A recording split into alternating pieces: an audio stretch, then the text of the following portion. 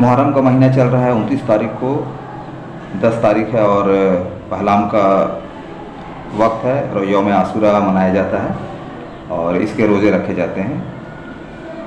सन 680 ईस्वी में करबला की जंग हुई। हिजरी देखा जाए तो 61 हिजरी। और करबला में जंग ये हुई जिसमें इमाम हुसैन के साथ उनके जितने आला औलाद थे उन्हें शहीद किया गया था। मामला ये था कि जब हज़रत मुआविया के बाद उनके बेटे यजीद को खिलाफत दिया गया तो यजीद एक तानाशाही बादशाह के तौर पर उभर कर सामने आया और उनके अंदर वो सारी बुराइयां थी जिसे इस्लाम में मना किया जाता है। इमाम हुसैन चूँकि पैगंबर मोहम्मद सल्लल्लाहु अलैहि वसल्लम उनके नाती थे और इमाम हसन के बाद जो खलीफा बनने की बात हुई थी वो इमाम हुसैन को, लेकिन वक्त को देखते हुए, वक्त और हालात को देखते हुए जब यजीद के हाथ में खिलाफत आ गई तो उन्होंने इमाम हुसैन के जितने फॉलोअर थे, समर्थक थे, उनका दमन करना शुरू किया।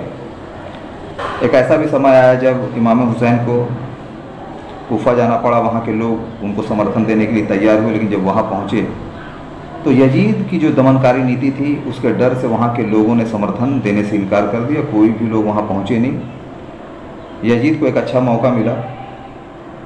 वो ऐसे भी इमाम हुसैन और उनके जितने भी फॉलोअर थे उन्हें कुचलना चाहते थे।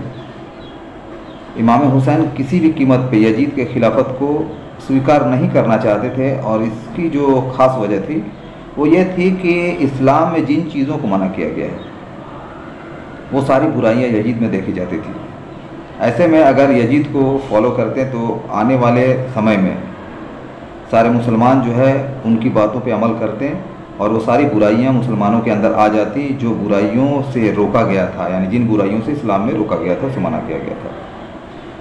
करबला का जो जंग जो वाक़या हुई, इस जंग में बच्चों तक को नहीं छोड़ा गया।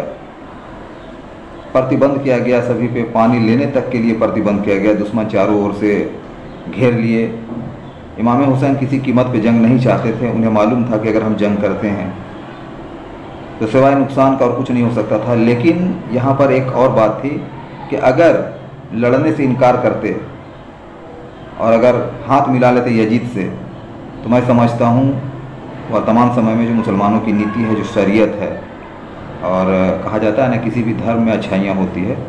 कोई भी धर्म किसी को मारने का, चोरी करने का या किसी की हत्या करने या किसी की बेइज्जती करने का जो है वो अधिकार नहीं देता। उसी तरह इस्लाम धर्म में भी इन बातों की ममानियत है, यानी मना है। जब लोगों ने इस चीज़ को केयर नहीं किया तो इमाम हुसैन ने इसका बीड़ा उठाया और एक फ़ौज से टकराते हुए